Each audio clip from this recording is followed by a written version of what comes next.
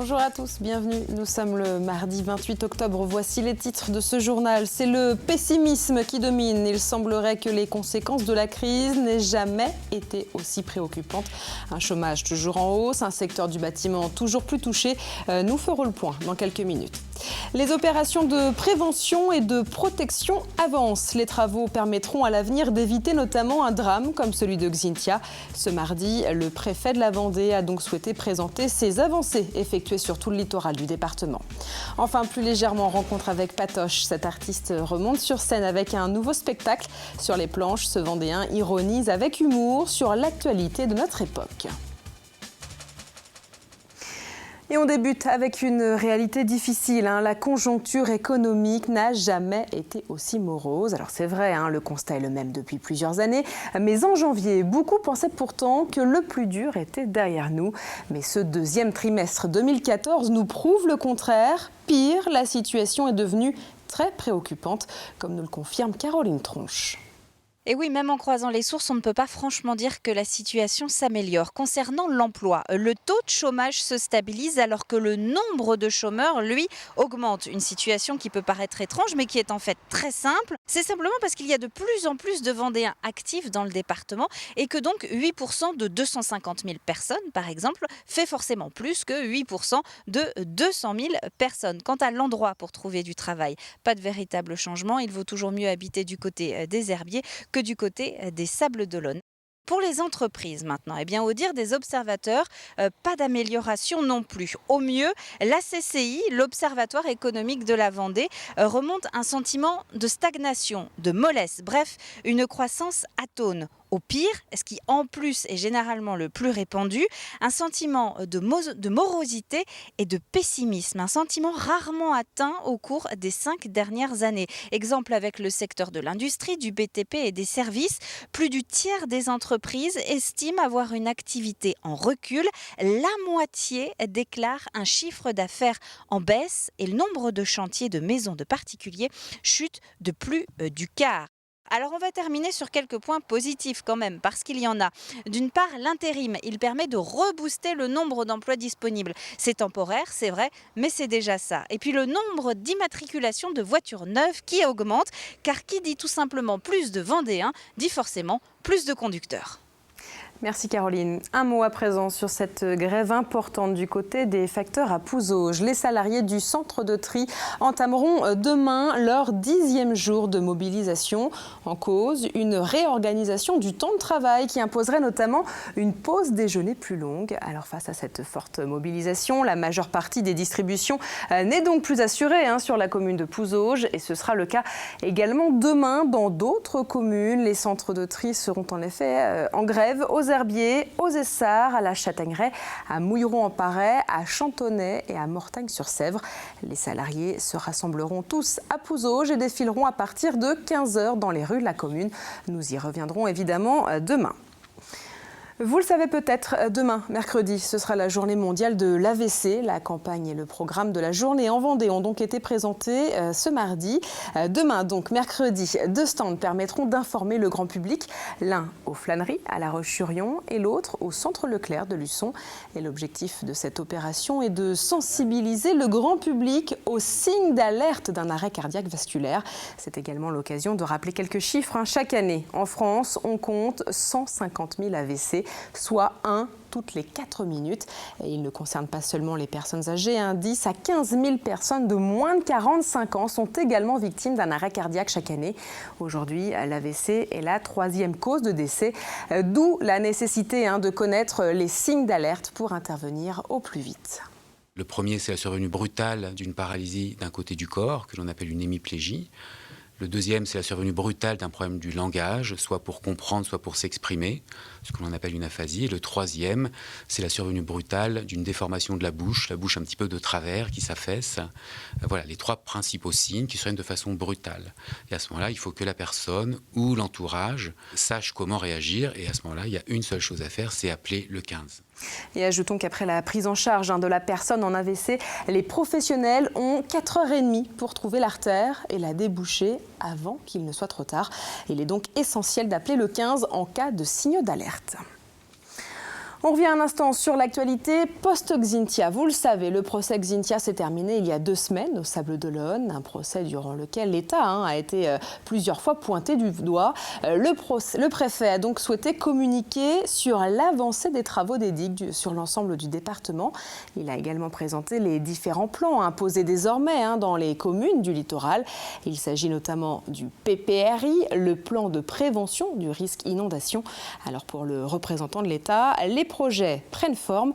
Le point avec Carl Laboureux. Plus de 2 millions d'euros consacrés en 2013 aux travaux des digues, près de 4,5 millions cette année et 10,7 millions l'an prochain. Si ces investissements doublent chaque année, ils traduisent aujourd'hui pour les services de l'État une réelle prise en compte des ouvrages de protection.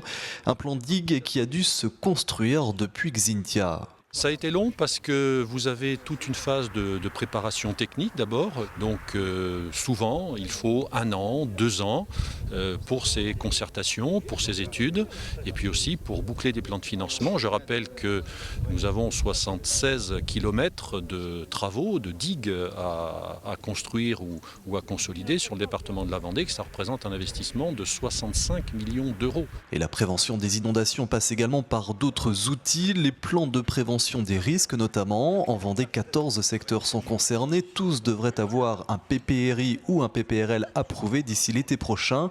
Et puis les PCS, les plans communaux de sauvegarde, sont un autre dispositif. 67 communes sont prioritaires et toutes en seront dotées d'ici la fin de cette année. Parmi elles, la Faute-sur-Mer. Évidemment, ici, les travaux de digues se poursuivent. Le PPRI et le PCS ont été approuvés depuis Xynthia, car la sécurité des habitants est en jeu, tout comme le développement de la commune. Tout est fait, oui, objectivement, pour qu'on puisse vivre en sécurité, qu'on puisse développer des projets. Parce que pour nous, c'est un tout. Il ne faut pas laisser la commune dans son état de sinistre qu'elle connaît encore aujourd'hui et dans cette image, dans cette notoriété négative qu'elle porte encore malheureusement. Prochain grand travaux de digue à la Faute-sur-Mer, la digue du Platin, un chantier de plus d'1,5 million d'euros qui devrait durer jusqu'à la fin mars. Un mot de sport et plus précisément de basket pour vous dire que l'équipe de France sera en Vendée en août 2015. Tony Parker, Boris Diaw et leurs coéquipiers joueront en effet un match au Vendespace le 16 août. Les Bleus seront alors en pleine préparation de l'Eurobasket. Notez d'ailleurs que les 14 et 15 août, ils rencontreront également 2 équipes à Nantes pour des matchs donc de préparation. Mais on ne connaît pas encore le nom des adversaires. On va à présent parler d'éco, vous le savez, c'est très tendance et c'est l'occasion pour la rédaction de TV Vendée de vous proposer la visite d'une maison particulière, une visite qui peut peut-être vous donner quelques idées. Reportage de Pierre Dalicieux dans un coin de Vendée, regardez. Patricia nous accueille chez elle. Elle nous ouvre les portes de sa superbe maison, un ancien relais de chasse remis au goût du jour. Tout comme son intérieur, dont les meubles, la plupart chinés en brocante, ont été retapés par la maîtresse des lieux. Patricia aime particulièrement ça. J'ai poncé et puis simplement peint le plateau en noir, de la même façon que j'ai fait pour la table, qui est une table que j'ai récupérée, qui était pas très... le bois n'était pas beau. Donc là aussi, j'ai poncé le pied, je l'ai gardé ton naturel pour que ça aille avec le parquet. Tout ici est pensé pour intégrer au mieux cet intérieur. Miroir de sorcière accroché au mur, buste en résine, fauteuil en rotin peint en noir, clin d'œil contemporain. Côté cuisine, cette grande table en chêne fait office de pièce maîtresse, en rendant très conviviale la pièce à vivre de la maison. Ça, c'est le choix de mon mari. Il a eu le coup de foudre pour cette table, qui est toute en chêne. Et puis, on a trouvé des chaises suffisamment basse qui ne coûte pas la perspective avec la vue sur le jardin. Et puis ce miroir, quand les personnes sont assises de l'autre côté, ont aussi la vue sur le jardin. Donc le miroir est important par rapport à vivre sur l'extérieur. Patricia aime les objets, même ceux les plus insolites. Des objets qu'elle n'hésite pas à contourner pour leur donner une seconde vie. Dans les cafés autrefois, il y avait de l'eau avec l'éponge dedans. Et pour essuyer les tables, ils se servaient donc de l'éponge. Et moi, j'en ai fait un vide-poche pour les clés, parce que je trouvais que c'était un joli objet qui ressemble un peu à un casque de la garde 14. Si Patricia aime faire des trouvailles en brocante, elle n'a cependant pas hésité à faire appel à un décorateur pour certaines pièces de son mobilier. Aujourd'hui, François Bourri vient lui livrer un nouveau canapé. Les rouges sur l'extérieur. Beaucoup de choses chez Patricia viennent du magasin de décoration de François, à tel point qu'aujourd'hui, les deux sont amis. Et tout a commencé par ce portrait, unique en son genre. On a fait travailler un peintre qui réalise ce tableau à la caséine, donc une vieille technique du XVIIIe siècle. Ça a été le point de départ, parce que c'est vrai qu'après, chaque objet, c'est une histoire, des échanges, des propositions, voilà. Donc on prend notre temps dans cette déco. Ça, oui. Voilà. On prend vraiment notre temps. Et oui, car décorer une maison a ses codes et ses exigences, mais surtout, il faut du temps et un certain budget. Le résultat est plutôt au rendez-vous et même digne d'un magazine de déco. On termine avec le portrait d'un artiste que certains d'entre vous connaissent peut-être sous le nom de Patoche. Patrice Masson, de son vrai nom, revient sur la scène de la commune d'Angles avec un nouveau spectacle. Et cet amateur passionné plonge le public dans les années 60 tout en parlant de l'actualité du moment. Et tout ça avec humour. À quelques jours de la première, Cyril Guillet a assisté aux répétitions. Il faut que tu donnes de la pêche à ton personnage. Donc vas-y. Donne des sourires dans ben oui, les petits drapeaux.